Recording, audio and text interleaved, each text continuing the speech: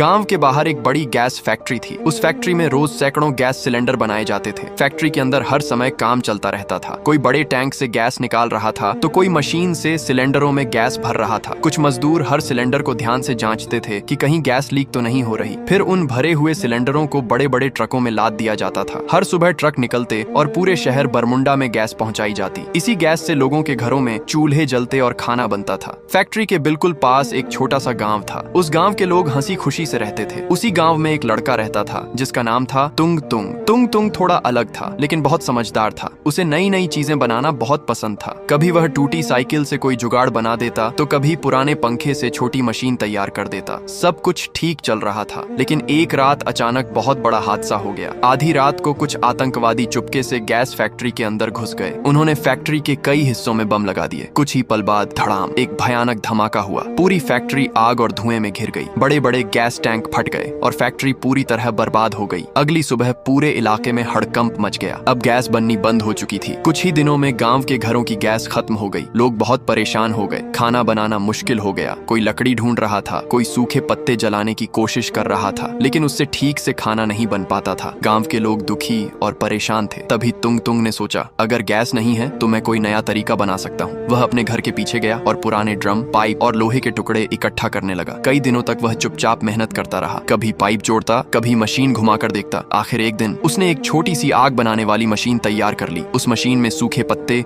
भूसा और कचरा डालते ही मशीन के अंदर से तेज और लगातार आग निकलने लगी। अब उस आग पर आराम से खाना पकाया जा सकता था। तुंग तुंग ने वह मशीन पूरे गांव को दिखाया। गांव वाले हैरान रह गए। अब बिना गैस के भी उनके घरों में चूल्हे जलने लगे। कुछ ही दिनों में तुंग तुंग ने ऐसी कई मशीनें बना दी। पूरा गांव खुश हो गया। लोग तुंग तुंग की खूब तारीफ करने लगे। उस दिन के बाद गांव में एक बात सबकी जुबान पर थी, समस्या कितनी भी बड़ी क्यों न हो, अगर दिमाग और हिम्मत हो तो उसका हल जरूर निकल जाता है।